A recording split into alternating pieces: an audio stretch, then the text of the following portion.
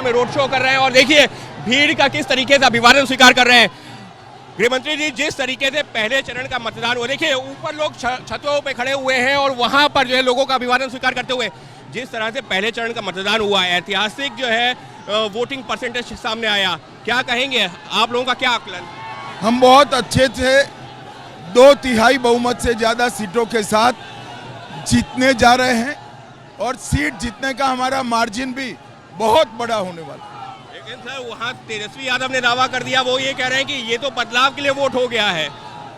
चलिए वो तो वही दावा करेंगे, मगर मैं आपको बताता हूँ कि बहुत प्रचंड मार्जिन के साथ हम जीतने जा रहे हैं। इसके साथ ही में बिहार की बात की जाए तो जंगलराज और महाजंगलराज एक बड़ा चुनावी मुद्दा है। आप लोग जंगलराज की बात करते हैं, वो कहते हैं, आप लोग जंगलराज की बात करते हैं, वो लोग कहते हैं महाजंगलराज है। ये तो बिहार की जनता तय करेगी। पहले चरण में सुपड़ा साफ हुआ है और सीमांचल में और सुपड़ा साफ हो जाए।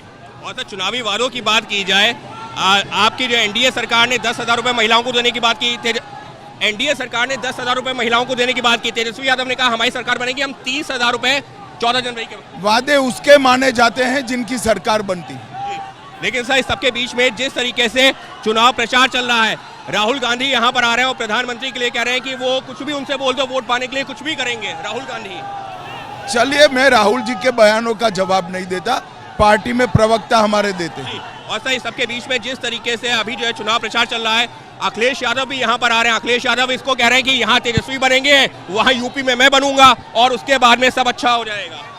अखिलेश के साथ ममता जी, स्टालिन सबको बुलाना चाहिए, उनका गठबंधन है, सब लोगों ने प्रचार करना चाहिए। और सर इस सबके बीच में जिस तरीके से जनता का समर्थन मिल रहा है, आपको क्या लग रहा है पूरे चुनाव में जो सबसे बड़ा चुनावी मुद्दा क्या है? अभी भी जंगलराज ही है या सर? नहीं, जहां तक सीमांचल का सवाल है, यहाँ पर घुसपैठिया बहुत बड़ा मुद्दा है। और सर सीमांचल की बात की जाए, पिछले जो है जो विधानसभा चुनाव हुआ था तो मुस्लिम मतदाताओं के ऊपर खासी नजर रहती है हमेशा से इस इलाके में, आप लोग उसको कैसे देखते हैं सर, क्योंकि मुस्लिम मतदाता बड़ी संख्या में है यहाँ पर? हाँ है ना, मगर हम चुनाव जीते हैं, लास्ट टाइम भी हम लीड में थे और इस बार और अच्छे से चुनाव। और सर इस सबके बीच में देखिए, पहले मैं आपको तस्वीरें दिखाता हूँ, अमित शाह जी किस तरीके से इस वक्त जनता का ऊपर जो है अभिवादन करते हुए फूल बरसा रहे हैं और हाथ में इस वक्त जो है कमल निशान है और एक तरह से चुनाव प्रचार भी है और जनता को अपने साथ जोड़ने की कोशिश भी है।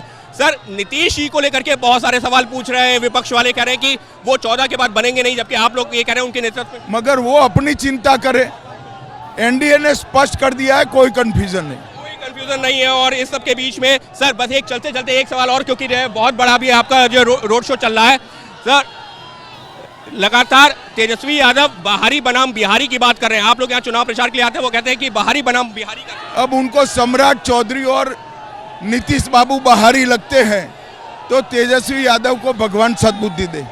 अरे देखिए इस सबके बीच में बस एक आखिरी सवाल गृहमंत्री जी से और पूछूंगा, और इस सबके बीच में देखिए किस तरह से चुनाव प्रचार चल रहा है और ये देखिए तो सर एक कोई फाइनल फिगर देना चाहेंगे, हालांकि भी दूसरे चरण का बाकी है चुनाव, कोई फाइनल फिगर देना चाहेंगे कहां तक आप लोग? नहीं, हम 2/3 से ज्यादा बहुमत से जीतेंगे, 160 से ज्यादा बहुमत, 160 से ज्यादा जीतेंगे, 2/3 से ज्यादा जीतेंगे, ये कहते हुए केंद्रीय गृह मंत्री अमित शाह, जिन्होंने चुनाव प्रचार भी किया है और साथ ही में तेजस्वी और राहुल के जो तमाम दावे हैं, अखिलेश यादव के जो दावे हैं, उन पर दिया है जवाब।